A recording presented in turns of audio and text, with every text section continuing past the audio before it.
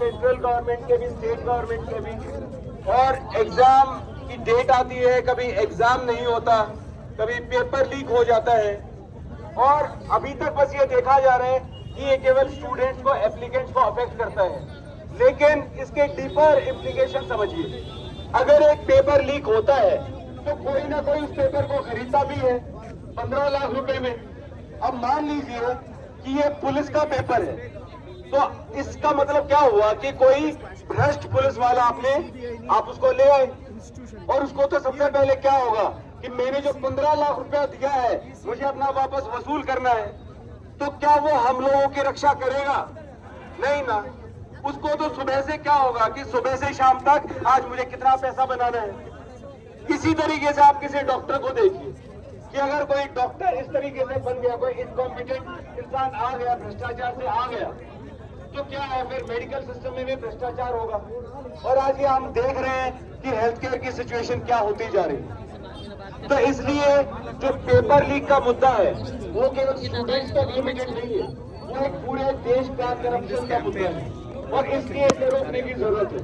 अब पोलिना ने मुझे बताया कि सर इतने साल से हम इसी में ही लगे हुए हैं। अब सोचिए कि देश का कितना बड़ा लॉस है कि एक जो युवा है, जो उत्साह से, जोश से, एनर्जी से भरा हुआ है, जो देश की प्रोडक्टिविटी में कारगर साबित हो सकता है, आपने उसको किस जाल में उलझा रखा है?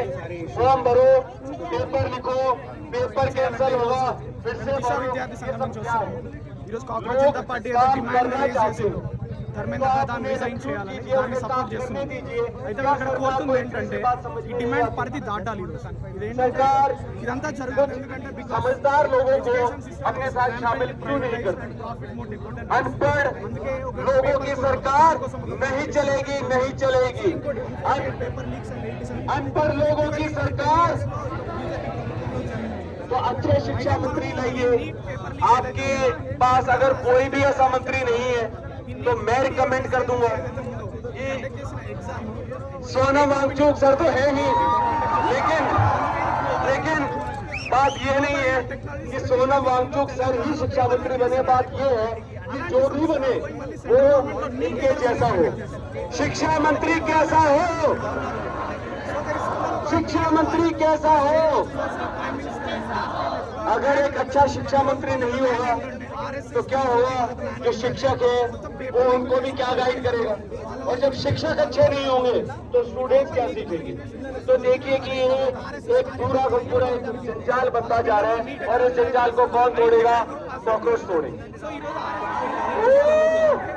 మిగతా సమాజానికి మతం అనే మద్దతు ఇచ్చేసి వాళ్ళు మాత్రం పాపం గడపాలని సో మేము దీంతో పాటు ఎడ్యుకేషన్ కమర్షియల్